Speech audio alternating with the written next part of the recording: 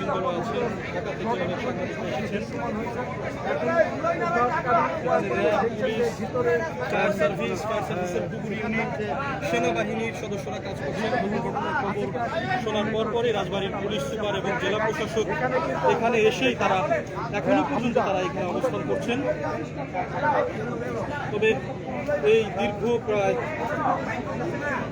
পৌনে 5টা থেকে এখন 6.5 ঘন্টা প্রায় 12টা, এই দীর্ঘ সময় পর এই বাসটি ট্রেনে চলা সম্ভব হলো এবং এর মধ্যে থেকে আমরা যতটুকু দেখছি যে এখনো পর্যন্ত কোনো যাত্রীর হাত পা আমরা কিছু দেখতে পাচ্ছি না।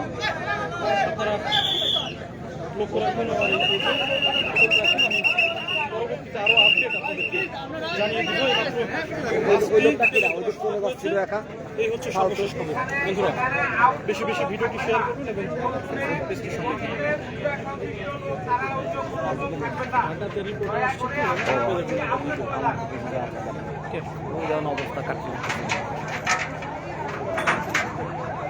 দর্শক দেখতে পাচ্ছেন সেই সৌহার্দ্য পরিবহন যেটি 5:30টার দিকে রাজবাড়ীর গোয়ালন্দের দৌলতদিয়া 3 নং ফেরিঘাটে পদ্মা নদীতে ডুবে যায় এবং এই বাসটি কিন্তু এখন পুরোটাই দৃশ্যমান।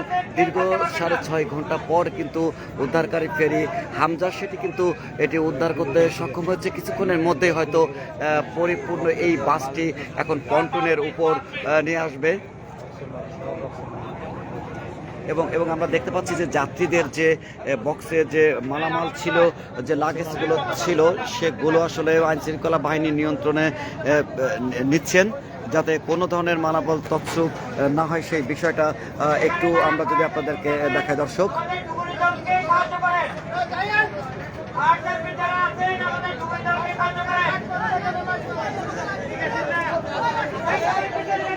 দর্শক, ঠিক এই বাসটি কিন্তু এখন এই পন্টনের উপর আসলে রাখা হবে।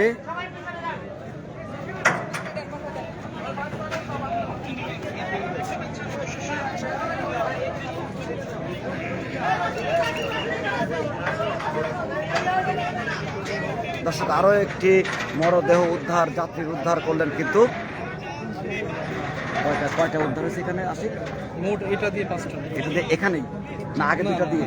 এখানে 3টা। এখানে মোট এখানে 5টা নামাইছে। আসি মোট 7টা। তাহলে এখানে 5টা নামলে মোট 7টা। দর্শক, আমরা এই মুহূর্তে আসলে 7টি মরদেহ উদ্ধারের তথ্য জেনেছি। যে আগে গোয়ালন্দ নির্বাহী কর্মকর্তা জানিয়েছিলেন 2টি উদ্ধারের কথা। ঠিক এই মুহূর্তে কিন্তু আরও 5টি এখন এই মুহূর্তে উদ্ধার হলো।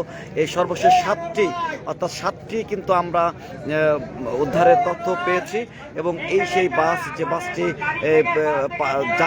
40 থেকে 50 জন যাত্রী নিয়ে পদ্মা নদীতে আসলে ডুবে যায়।